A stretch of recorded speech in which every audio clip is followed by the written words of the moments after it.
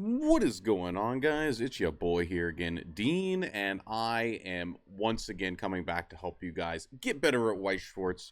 And today we have a pretty good topic. I think I'm going to start off with what really sparked that and then get into the nitty gritty for you guys. Okay, so on the last video, Big B, thank you for the comment, by the way, says, in all seriousness, the hard part is following what is happening. Did I play correctly and did I handle what the opponent was doing correctly? That is something we got to figure out. And he says, with some program, I will not mention that it moves so fast that I have to look up the cards and think it through. I guess set knowledge is what I am getting at.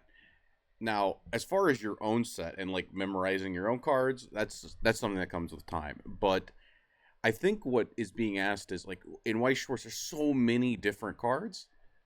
How do I know what my opponent is doing? And I'm going to say this before we get deeper into it. This only applies as against somebody you're playing. I think that watching Weiss Schwarz is uniquely very difficult. It's a very difficult game to watch because then you do need to know every card. But when you are sitting across from someone, it's a lot different. So, first up, I do think that Weiss Schwarz can be played as like a one-player game. You just minimize, like, don't even think about what's happening to the opponent outside of the powers on their cards. So that's the first thing. So when you're trying to get better at the beginning, completely block out the other side of the table. That part's very important. But even like when you remove that part and you're trying to get good at the game, you can actually just not read a lot of your opponent's cards. I mean, always check them, but I'm going to show you guys some shortcuts because you can't interact with every card in your opponent's deck. Usually like a level 0. It generally doesn't do anything. They generally fill into the role of either being a plussing card, a filter card, or just like a card that's good for the first like turn or two. And after that, you generally don't have to care about them outside of a few key effects that we will talk about. Level 1s generally just generate hand. They might do a couple other things, but generally they're filter or hand, same thing as level 0s. Level 2, where things might get a little bit spicy, maybe your anti-change counters, maybe, things that you do have to start playing around, which we will talk about.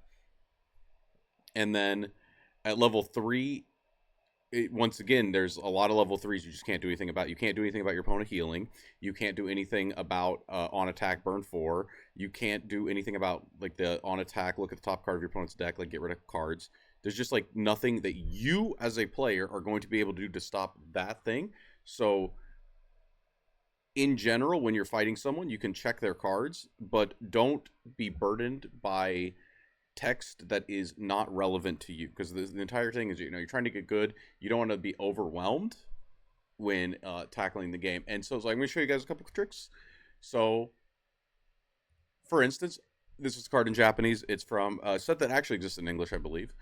And if I'm playing against this deck and I pick up this card, say I don't know how to read any Japanese, right? And I pick up this card and I look at this card, I would look at this and say, I can't do anything about this. And the reason I say that is just glancing at this picture, there is no upside down symbol. So that's the common thing with a level 1 or a level 0 that you actually can interact with.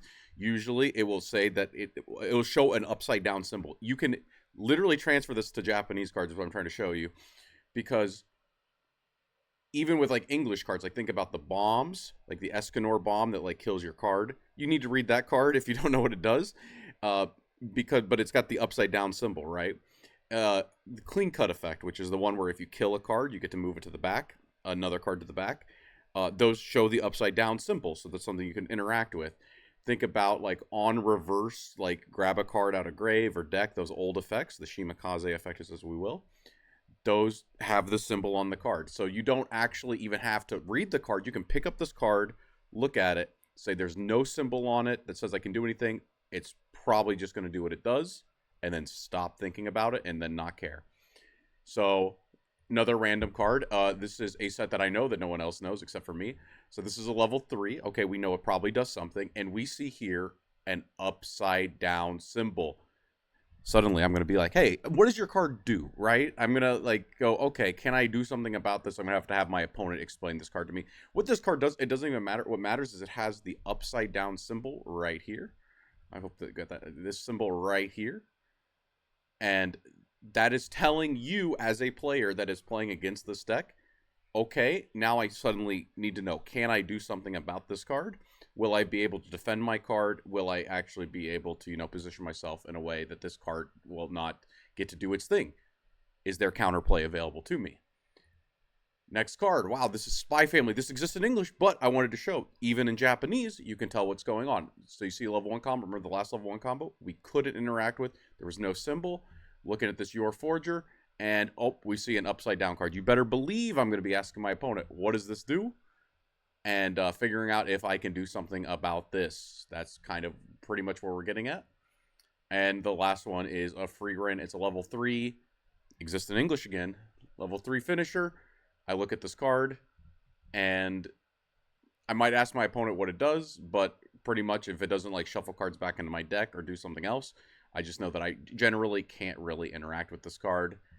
And that's just kind of like something that even I do nowadays, because I don't play the game as much as I used to, is if I'm going to a tournament and somebody's got like Freerin, they got Bochi the Rock, I don't really own these sets, I don't know 90% of the card pool, I glance at my opponent's cards for half a second, and then I stop caring. It's like the Bochi effect is like discard a card, look at 3. I don't have to know that. I know that that's what it does, but as far as from my perspective of playing the game, I don't have to care about what their cards do at all. Like, it does not affect anything that I do. But there are a couple cards, other than the on-reverse effects, there are a couple key cards that I will mention and highlight that you should try to like ask your opponent if they have. The first one is the infamous stock swap.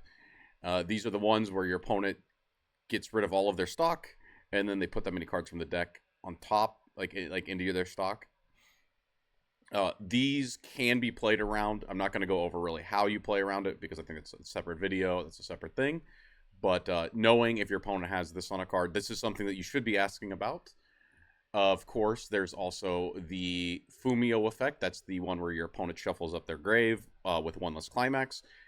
This is something that sometimes you can try to play around in different ways. And so you want to ask your opponent if they have this effect, or you want to try to check for that. This is usually on a level 2.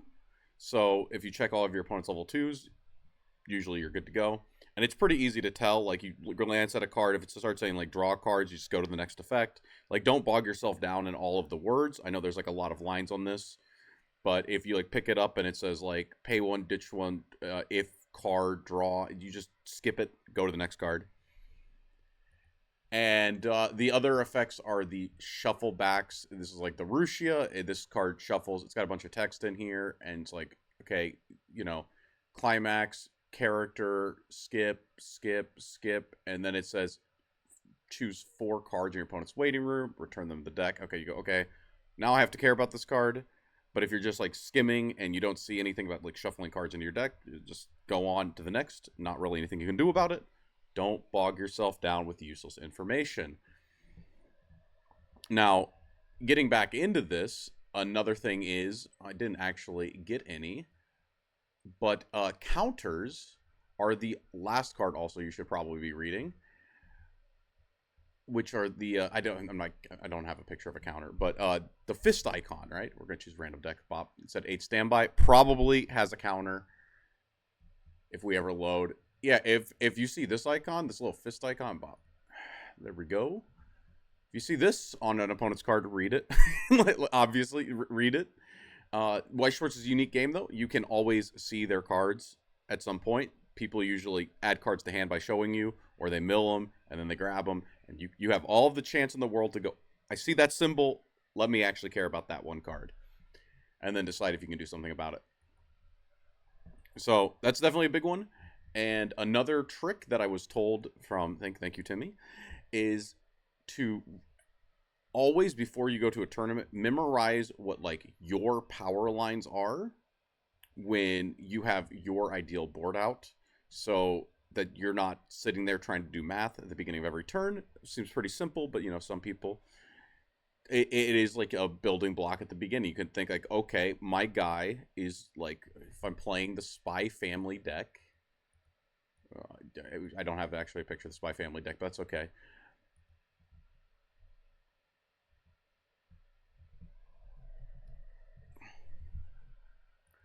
Okay, we got the Spy Family deck. This is one I'm very familiar with, so we can go over it. before you go to the tournament, memorize how big Fiona is. Like, it's just something like that simple, right? Because this is a deck that, like, you have to care about how big your card is. And if you do have to care about how big your card is, just always memorize those before you go in. So obviously, pretty simple, but just like be like, okay, so Fiona's this big and the Anyas are plus 2,000. So if I have double Anya, my card is this big. And if I have single, it's this big. And then the counter puts me at this big. And then, like, you're not sitting there going, plus 1,000, plus 500. I got the counter. How big is my card? You've already, memorized that part. You get into the game, and all you're doing is focusing on your deck, your side of the board, and the couple cards that you've read on your opponent's deck. Now, putting this all back into action, we're going to do a little, like, live kind of example here on this Ayakashi triangle deck. I have never read this set. I literally don't know any cards in this set. I think they have a level 3 that's level 0. That's all I know, and I don't even see that card in this deck. So if I'm sitting across from this deck, and I've never seen it before, I will pick up my opponent's card that says Climax Combo, and I'm going to read it. Okay, so we have this card that says Climax Combo, and I see the word trade. Okay, this one's a little, this is one you kind of check. You glance at it. I see Climax Waiting Room. I literally stopped caring about this card. But I see you can maybe get rid of my trades. Okay, that's a little scary. Do we have that card? And so then I would check for that Climax, and that card doesn't exist in the deck. So, okay, I don't actually care about this Climax combo. It was a little scary, but I read it, and now I know it's not something to care about. I would look at this. Oh my god, these are so tiny on the screen that I'm looking at. Okay, I glance at that. I saw Ditch 1. I stopped caring. So this is just like how fast you can like look at a card. I stopped caring. It said you take a damage. This says Brainstorm. I stopped caring. I see this card pumps power and it gives my opponent cards. I can't do anything about those, so I stopped caring. This card, I stopped caring. This card, I stopped caring. It doesn't do anything. It just filters. This card has some filter effect. I stopped caring.